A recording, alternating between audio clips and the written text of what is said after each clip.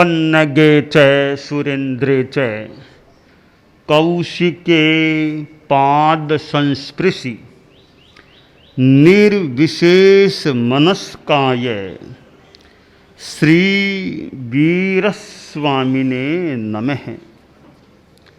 एक राजा एक महान संत के पास संपर्क में आया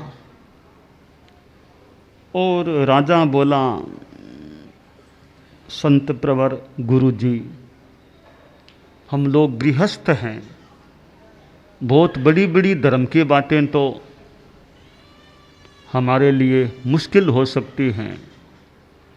सामान्य सी बातें जो मेरे काम की हो, जीवन में मेरे रहनी चाहिए, आनी चाहिए, ऐसी कुछ बातें आप बताएं ताकि मेरा भी जीवन अच्छा रह सके। और धर्म की बातें ऐसी जो इस जीवन को भी अच्छा बना देती हैं, आगे परलोक भी आगे भी अच्छा रह सकता है। तो गुरुजी ने कहा, ठीक है, मैं कुछ तुम्हारे लायक सामान्य सी धर्म की बातें बता देता हूँ। तो गुरुजी ने कहा, पात्रे दानम गुरु सुविनय है सर्वसत्वानुकंपा न्याय्या वृत्ति परहित विधावादरः सर्वकालम कार्यो न श्रीमद परिचयः संगति सत्सु सम्यक् राजन सेव्यो विशदमतिना सैष सामान्य धर्म है। गुरुजी बोले, राजन देखो, गृहस्थ के लिए, तुम्हारे लिए सामान्य सी धर्म की बातों में पहली बात है पात्रे दानम। पात्र में दान देना चाहिए। साधु घर में आ गया, साधु को जरूरत भी है, गृहस्थ के पास वस्तु भी है, तो दान दो, भावना भाव। दान के लिए, साधु के लिए, साधु भी हो, शुद्ध हो और वस्तु भी ठीक हो, साधु के लेने के लायक हो, है देने वाला भी शुद्ध हो, तो वो दान बढ़िया हो सकता है। तो राजन, पहली बात है पात्र में दान देना चाहिए।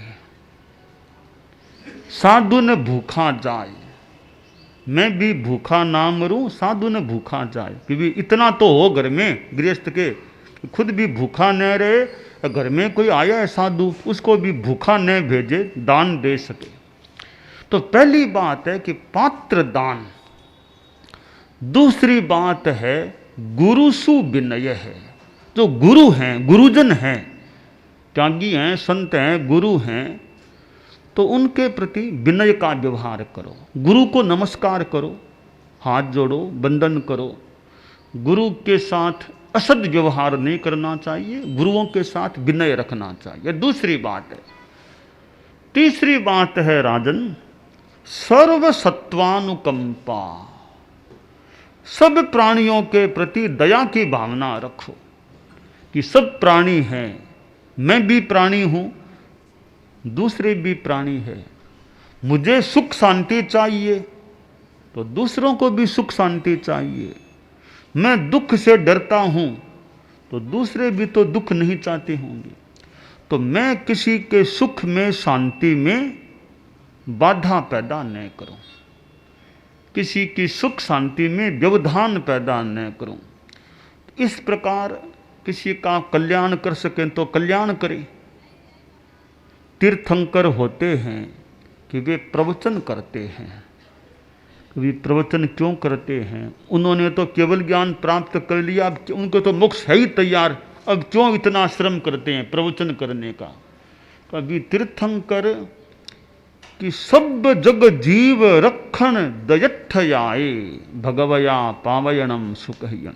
कि भगवान तीर्थंकर प्रवचन करते हैं कि और जीवों का भी कल्याण हो, उनके प्रति दया करके भगवान प्रवचन देशना देते हैं। तो प्राणियों के प्रति दया की भावना हो, क्योंकि सब हम इंसान हैं, और भी प्राणी हैं, छोटे प्राणी भी हैं, बड़े प्राणी भी हैं। यूँ तो ठीक है, जीवन में हिंसा भी होती है, एकदम पूर्ण अहिंसक तो रह पाना मुश्किल है। शरीरधारी है तो खाना बनाओगे आप लोग तो भी हिंसा हो सकती है, आप लोग तो यात्रा करोगे वाहनों में तो भी हिंसा हो। तो ये तो छोटी गृहस्थ जीवन में कुछ तो हिंसा मान लें चलती है, वो तो एक आवश्यक मान लें, एक जरूरी मान लें होती है। बिना मतलब तो किसी को तकलीफ न दें, गुस्से में आ गए किसी के लगा दी, थप्पड़ लगा दी, ये तो बिना मतलब न करें। लोभ आ गया और किसी का पैसा छीन लिया, किसी का गले में से सोने का सूत निकाल लिया, लोभ आ गया, ये काम तो न करें। तो गृहस्थ तो कम से कम अच्छे ढंग का तो गृहस्थ बन करके रहे ना। तो प्राणियों के प्रति दया की भावना रखें। भी चींटियां भी हैं, दिख रही है चींटियां हैं, तो पास में दूसरा भी तो रास्ता है, तो चींटियों के ऊपर पांव क्यों रखें? थोड़ी दूर पास में और भी तो बिना चींटियों की जगह है, तो वहाँ पांव रख सकते हैं आराम से। तो भी दया रखें, भी चींटियों के ऊपर पांव क्यों दें? ऐसे सड़कों पर मान लो दिख रहे हैं भी जीव जंतु पड़े हैं, बहुत हैं, कि पास में जगह है बिना जीव जंतुओं की, तो जीवों के ऊपर क्यों चले? तो प्राणियों के प्रति मन में दया की भावना हो। और चौथी बात है न्याय्यावृत्ति ही, न्यायोचित बर्ताव होना चाहिए। न्याय है, अन्याय किसी के साथ नहीं करना चाहिए, अनैतिकता से भी आदमी को बचना चाहिए। व्यापारी है, पैसा लेता है और सामान देता है, बराबर की बात है, पैसा लिया और सामान दिया, इसमें ठगी की क्या जरूरत है? आपका जो मूल्य वो आपको मिल रहा है, वस्तु आपको देनी है, यह तो सामान्य बात हो गई। न्याय की बात है, अभी पैसा ले रहे हो और सामान दे रहे हो, अब पैसा ज़्यादा लेने का प्रयास क्यों करोगे? जितना सामान देना उतना ही पैसा लेना, ज़्यादा पैसा लेने का प्रयास क्यों? या पैसा लिया और सामान कम देने का प्रयास क्यों करे? तो यह न्यायपूर्ण कार्य हो। वो विद्यार्थी क्लास में पढ़ रहे थे, वो गणित की क्लास, कालांश गणित का था, मैथ्स का, छोटे ही बच्चे थे, प्राइमरी के बच्चे। तो वो मास्टर जी गांव में वो हिसाब कैसे करना वो सब सिखा रहे थे बच्चों को, गिनती जोड़ बाकी सब सिखा रहे थे।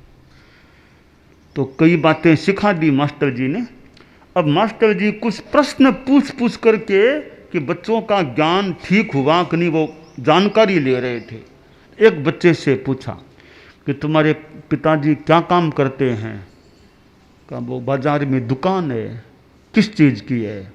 अनाज की दुकान है। अच्छा, क्या बेचते हैं? कि ये गेहूँ बेचते हैं, बाजरी बेचते, ऐसी चीज़ें बेचते हैं वो। तो का सवाल पूछूं? हाँ मास्टर जी पूछो, क्या सवाल है? कि देखो कि तुम्हारे पिताजी गेहूँ मान लो बेचते हैं, मान लो 100 रुपये से 1 किलो गेहूँ का भाव है, 100 रुपया और 1 किलो गेहूँ। हाँ ठीक है मास्टर जी। तो कोई ग्राहक आ गया, उसने कहा कि मुझे ये 1000 रुपये के गेहूँ दे दो। कि देखो 100 रुपये में कितना? 1 किलोग्राम।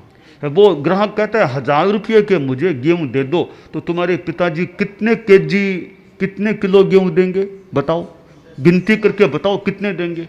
तो वो लड़का सोचने लगा कि अच्छा 1000 रुपये दिए हैं, वो गेहूँ मांग रहा है, मूल्य है 100 रुपया 1 किलो गेहूँ, तो मेरे पिताजी कितने किलो गेहूँ देंगे? अच्छा। तो वो लड़का बोला मास्टर साहब 9.25 किलो करीब गेहूं देंगे। गिनती ठीक करो। मैंने कहा ना 1 किलो 100 रुपया, तो गिनती लगाओ 1000 रुपये में कितने किलो आएंगे। फिर ध्यान से सोचो, ठीक बोलो, ध्यान से सोचो, दोबारा गिनती करो। तो कहा मास्टर जी अंदाज 9.25 किलो ही देंगे वो। तो कहे तुम्हारे पिताजी गिनती नहीं जानते हैं क्या? सीधी बात है, 100 रुपये में 1 किलो, तो 1000 रुपये में कितनों किलो होंगे? 9.25 किलो करीब देंगे। तुम्हारे पिताजी इतना भी नहीं जानते हैं क्या गणित का? कि मास्टर साहब पिताजी गणित जानते हैं, परंतु आप मेरे पिताजी को नहीं जानते। कि थोड़ी सी हेरा फेरी वो आराम से कर देते हैं। तो न्याय्यावृत्ति ही, न्यायपूर्ण कार्य होना चाहिए, अन्याय किसी के साथ अनैतिकता का काम नहीं। ये चौथी बात है। 5वीं बात है पर हित विधावाद रहे, कि पर का हित हो, दूसरे का हित हो, ऐसे कार्य में रुचि लेनी चाहिए। दूसरे का हित हो, पर हित सरिस धर्म नहीं भाई, पर पीड़ा सम नहीं अधमाई। हित का मतलब हम मान लें कल्याण, दूसरे का कल्याण हो, तो पर का हित करना वो धर्म है, दूसरे को कष्ट देना पाप है। तो पर हित में आदर का भाव रखना, रुचि रखना। और अगली बात है कि 6ठी बात, कार्यो न श्री मद परिचय है, कि श्री लक्ष्मी धन हो तो मद नहीं करना चाहिए, घमंड नहीं करना चाहिए। लक्ष्मी है, पैसा है, ठीक है, कोई पुण्य का योग हो सकता है, आपको अच्छी संपदा मिली है, पर उसका घमंड नहीं। आप लोग गृहस्थ हैं,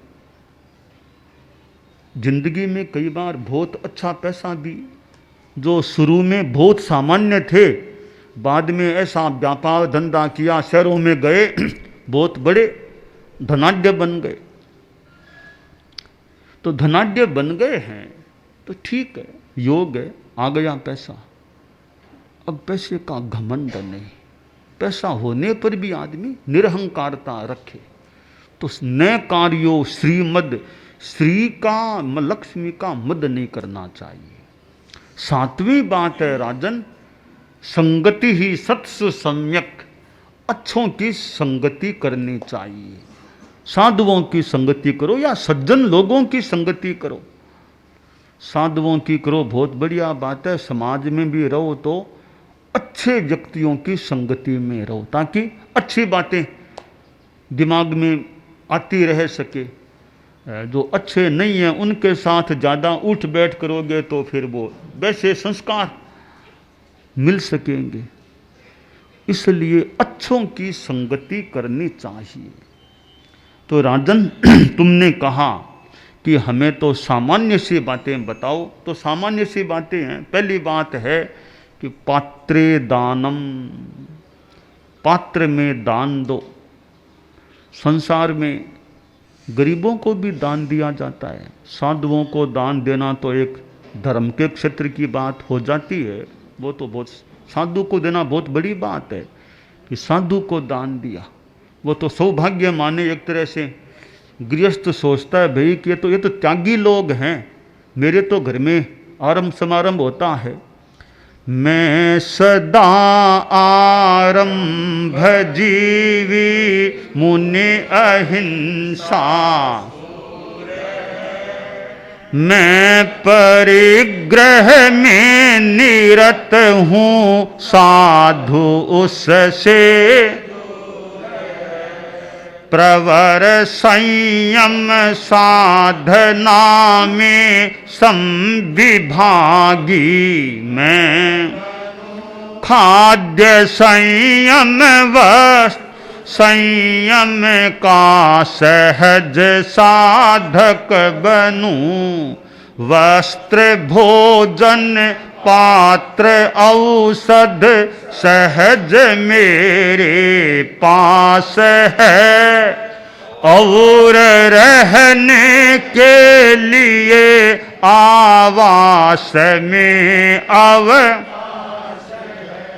धन्य वह दिन मुनि प्रवर को ये समर्पित मैं करूं, भावना के प्रबल बल से शीघ्र भव सागर तरूं, शीघ्र भव।